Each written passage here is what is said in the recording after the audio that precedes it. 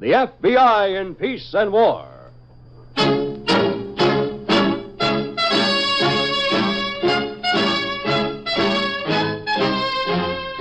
Another great story based on Frederick L. Collins' copyrighted book, The FBI in Peace and War. Drama, thrills, action. Tonight's story, 30 to 1.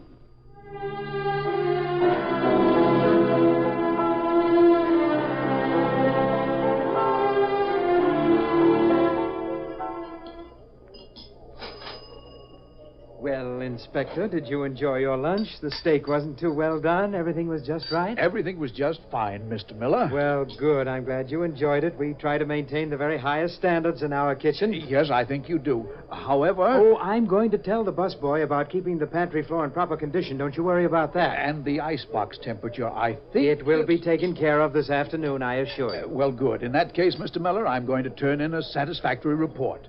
Now, let me see. I owe you... Oh, Inspector, you don't think I'd allow you to pay for your lunch? I'm afraid you'll have to, Mr. Miller. Department regulations forbid us to, Yes, Inspector? Is something wrong? Oh, no, I'm just stupid. I left the house this morning without my money. I was going to stop by the bank and cash my paycheck, but... well, in that case, your lunch will be... Oh, I'm sorry, Mr. Miller. I just don't want to get in the habit of accepting gratuities, however small.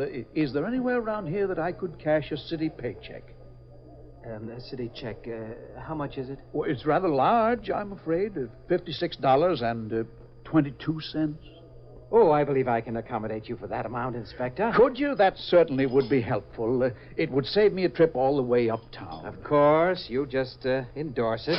To me personally. Well, now, thank you very much, Mr. Miller. That's all right. And I still say... No. I'm going to pay for my lunch, Mr. Miller. I suppose it's foolish to be so particular, but I'm afraid I just couldn't get along any other way.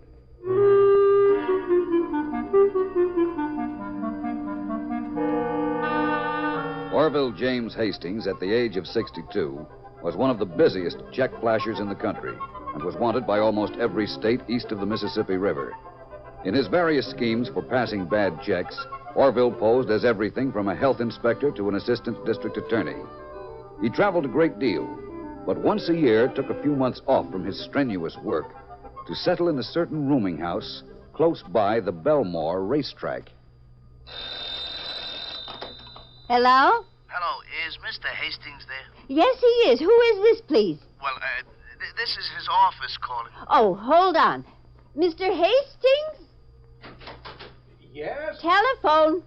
Thank you. I'm coming. Hold on, please. He's coming. Thanks. Thank you, Mrs. Delahanty. Who is it? Your office. Oh, good. I've been expecting this. Hello? Mr. Hastings, it's me, Sam. Oh, yes, Mr. Travis. Mr. Hastings, I don't think I got good news for you. You mean our project fell through? Yeah, he fell through coming into stretch. Believe me, Mr. Hastings, he was leading all the way, and then all of a sudden, phooey. Oh, I see. Mr. Hastings, there must have been something crooked in that race, believe me, because my information was absolutely reliable. Oh, I'm sure it was, Mr. Travis. But listen, Mr. Hastings, I got something in the Belmore Stakes that is positively sensational. Now, I'm only letting 10 of my clients in on this, and you are one. Can you come down to my place right now? Well, yes, I think so. Okay, I'll be waiting. But don't tell anybody about this, you understand? No, I won't. Okay, I'll see you then. Goodbye, Mr. Travis. Oh, Mrs. Delahanty. I had the coffee on the stove when I heard you getting up, Mr. Hastings. Thank you. You know, it's all I ever need till noon, and if I have to take time to stop at a restaurant... I know, Mr. Hastings. Working for the government, your time's never your own. Huh? Poor Mr. Delahanty, rest his soul. When he was with the sanitation department, it was just like that. Sit down, Mr. Hastings. Thank you. I hope you won't be going out on another assignment and leaving us for months again. I hope not. Cream and sugar? Yes, please. Investigating must be very trying on the nerves, though I wouldn't want you to tell me what you're working on. I'm not the kind that asks rumors all sorts of questions. Oh, you're a paragon among landladies, Mrs. Delahanty. I hope that's something good. It is. How about a nice soft-boiled egg to keep you company till lunch? No, thanks. This just fine. Delahanty was the same way, a mouthful of coffee and rushed to work. That's what did him in, never taking a decent breakfast and rushing all the time. Mr. Hastings, take it easy, won't you? Why, yes. Yes, I will. No one to worry about but yourself, so there's no use running like crazy, is there? No, I guess there isn't. You haven't even touched your coffee. Oh, so I haven't. What you need is someone to look after you, Mr. Hastings. I'm afraid I do. Delahanty was the same way, always neglecting his proper nourishment. If I had only made him quit like I should have and bought us a little rooming house down in Florida. Oh, well, that's water over the dam, as the fella says. You and Mr. Delahanty... We saved $18,000 and then used it up for him being sick. Oh, that's too bad. Well, that's the way it goes. But if I had the money now... Would you go to Florida? In 5 minutes.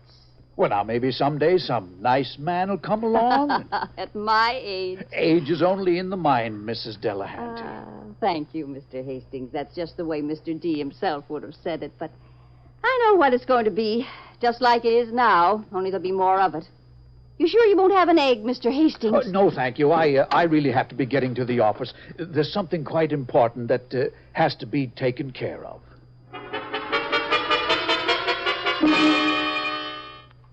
And that's all that's got to be done.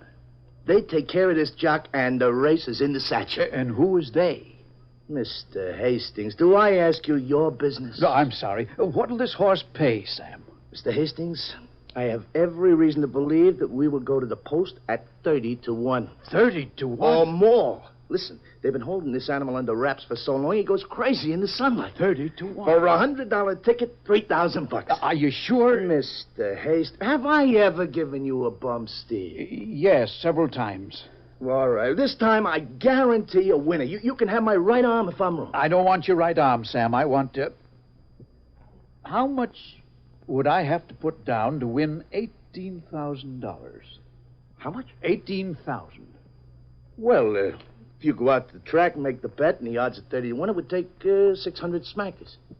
That's a lot of money, isn't it? Yeah. You better make it 100, just in case there's an earthquake or something unreliable. No, I need exactly $18,000, Sam. What's the date today? The 5th. That gives me almost a month to get the 600. Yeah. I'll call you in 3 weeks, Sam, after I take a little business trip. Okay, Mr. Hastings, you're the boss. Now, you're positive this horse can't lose? Mr. Hastings, I stand to make a 10% commission on this piece of advice I'm giving you. Would I risk my professional reputation if I didn't know we had a winner?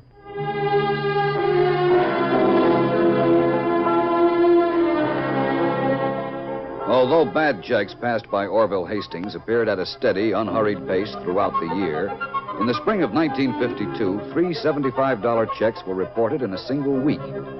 Hastings had never been this energetic before, and when Agent Reynolds and I called on a roadhouse owner who had cashed one of the checks, we began to find the reason.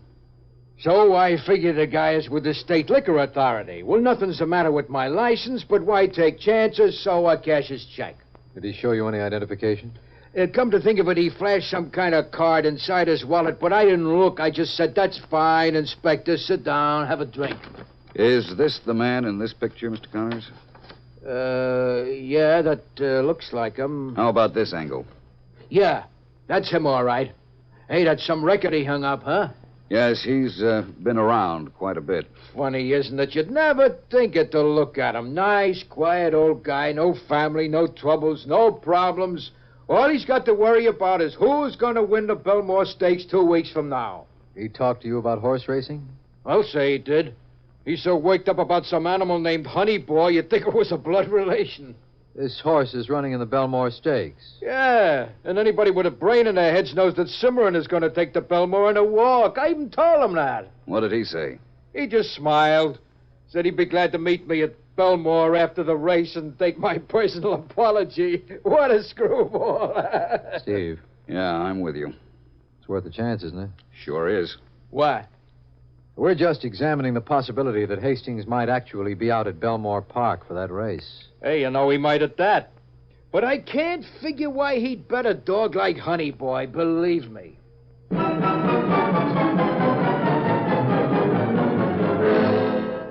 Well, Well, there it is, Sam. $600 for Honey Boy. Great, Mr. Hastings. Now, you're going to lay this bet out at the track, aren't you? Of course, and the minute he comes in, I'll put your 10% in an envelope, and you'll have it the next morning. No hurry, Mr. Hastings. I'll be right outside the park waiting for you. Oh, okay, Sam. You're still going to bet the whole 600, huh? I am, unless you're worried about anything. Worried? Listen, your only problem is how to keep this off your income tax. I can manage You'll that. be in a 20% bracket. Maybe you better get married so you could have some deductions. Maybe I should at that. Well, now, I'm only kidding, Mr. Hastings. I know. Even a joint return isn't worth getting tied up with females. You don't think so? I know so. I'm a 3-time loser. Well, I haven't tried it once yet. Take my advice, Mr. Hastings. Stay like you are. Well, I'm 62, Sam, and I've never really had a home of my own. Yeah, you don't know how lucky you are. Well, you may think differently in another 30 years. Hey, what's the matter with you, Mr. Hastings? Now, you aren't actually... I might be, Sam, but I haven't spoken to the lady yet. Mr. Hastings, you will pardon the expression, but you are definitely heading in the wrong direction. Why, isn't it time I settled down? Why don't you think it over another 25 years? You're too young to get all sewed up. Sam, I'll take your advice on the horses, but frankly, I don't think you know anything else. Frankly, Mr. Hastings, I don't. But so far, I never had a horse that asked for alimony.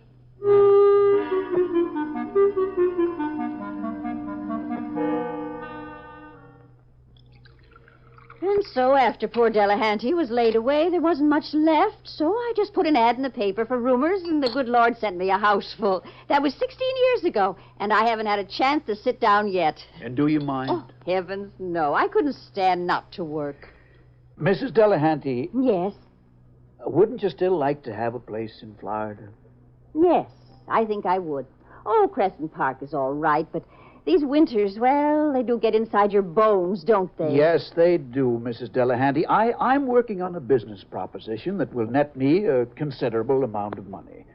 I've been thinking of Florida myself, and I wondered... Yes, Mr. Hastings. Well, I wondered if you might consider undertaking a joint venture with me in Florida. Of what nature, Mr. Hastings? Well, you might call it financial in a way, and then in another way, well, I guess you might call it matrimonial. Matrimonial? Yes. Of course, I realize that this is rather sudden. I mean, after all, I've only known you... 5 years this coming 4th of June. 5 years? On the 4th. I remember the day you first walked in here, just like it was yesterday. 5 years, it hardly seems possible. Well, it's the truth. Now, you were saying... Can't be 5 years. Well, it is. Now, as to this joint venture... I thought I was in Chicago 5 years ago this June. You were here, Mr. Hastings. And if you're asking me to marry you, I don't see any use beating about the bush. I'd be proud to accept. You mean you'd say yes? Yes. I say yes. Oh, well, now that's splendid. Well, now that that's settled, there's something else that I've been meaning to ask you for quite a while now. Yes, Mr. Hastings? My first name is Orville. What's your first name, Mrs. Delahanty?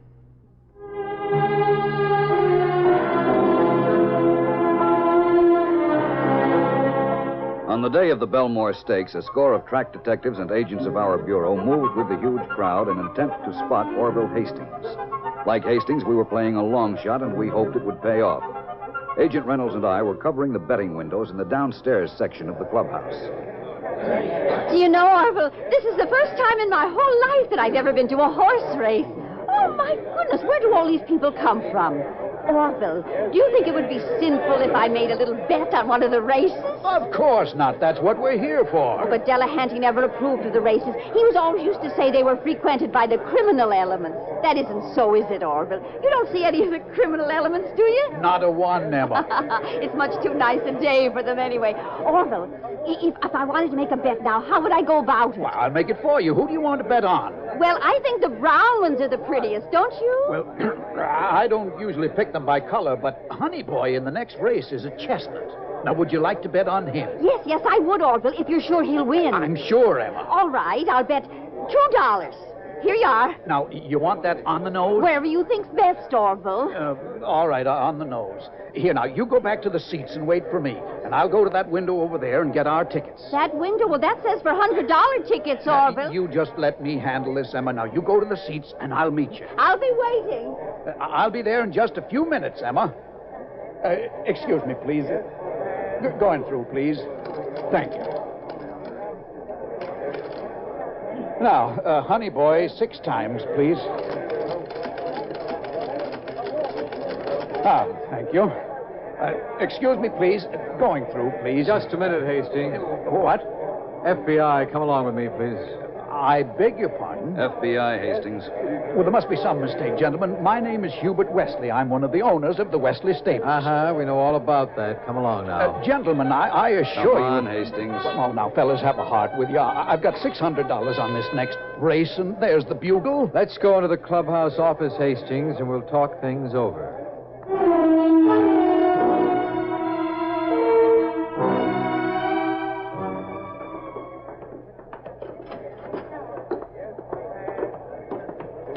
I just called the office, Dave. We can take him down to headquarters. Good. Gentlemen, the least you could do is tell me who won the race. It was over 5 minutes ago. How's he going to be booked, Steve? Gentlemen, if I cooperate fully in the interest of justice... You know who won the race, Steve? Yeah, I couldn't help overhearing it. There was a spill coming around the far turn, and Honey Boy fell across the finish. Did you say honey boy? Yes. Now look, Hastings. You didn't by any chance hear the price he paid? $59, I think. I have 6 $100 tickets. 6? $100 tickets. Well, I'll be. Gentlemen, I have a suggestion. If I give you these tickets to collect for me, would it be possible to forget this whole... Are you trying to bribe us, No, Hastings? not exactly. I'm merely suggesting... Okay, then, let's go. Well, aren't we going to collect my money? We'll decide what to do about that later. The tickets are good. Come on. But if we collect now, it would save a lot of trouble. We're not particularly anxious to save you trouble. Well, I understand, but gentlemen, this female approaching is a chance acquaintance of the afternoon. I'd prefer... Orville, for goodness sake, where have you been? Madam, if you continue to pursue me in this unladylike Orville, fashion... our horse won the race, and the gentleman next to me said that I get $59 for the ticket you bought me. Where do I collect the money, Orville? Madam, if you have questions concerning a wager, I suggest you ask an attendant. All right, Hastings, come off it. Gentlemen, I assure you, I only met this woman an hour ago, and if she is presuming... Orville, what a thing to say. Ma'am, do you know this man? Of course I know him. He rents a room at my house. Oh, Emma, I was only trying to spare you embarrassment. These men are from the FBI. They've invited me to testify in certain matters. He's under arrest, ma'am. I'm afraid we'll have to ask you to come along with us, too. Under arrest? For what? Emma, my dear, they haven't got a thing on me now. It's just routine. Gentlemen, surely you don't need this lady. She knows absolutely nothing. Orville, what a thing to say. I know plenty. He's a good man, and whatever he's done, I'm sure he had a good reason. Thank you, Emma. I mean it, Orville. I'm sure you do, dear. Now, if I may make one more suggestion, gentlemen. You may not. Where's the car, Steve? At the clubhouse gate. Okay, for the last time, Hastings, let's go.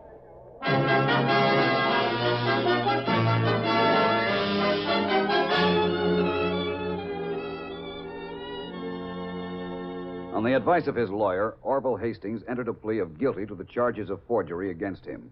However, he offered to repay all his victims with the money he won on the horse race, and since there seemed to be no legal barrier to this procedure, he was allowed to do so. The prison sentence, in view of his advanced age and restitution of the money, was 2 years. With good behavior, Hastings will be out shortly, and his constant visitor, Mrs. Emma Delahanty, will no doubt be waiting. Our files are closed at 30 to 1. In tonight's story, Bill Smith played the part of Orville Hastings, and Agnes Young was Emma Delahanty. This radio dramatization for the FBI in Peace and War was written by Louis Pelletier. These programs are produced and directed by Betty Mandeville. All names and characters used on the program are fictitious. Any similarity to persons living or dead is purely coincidental. This program is based upon Frederick L. Collins' copyrighted book, The FBI in Peace and War. And the transcribed broadcast does not imply endorsement, authorization, or approval by the Federal Bureau of Investigation.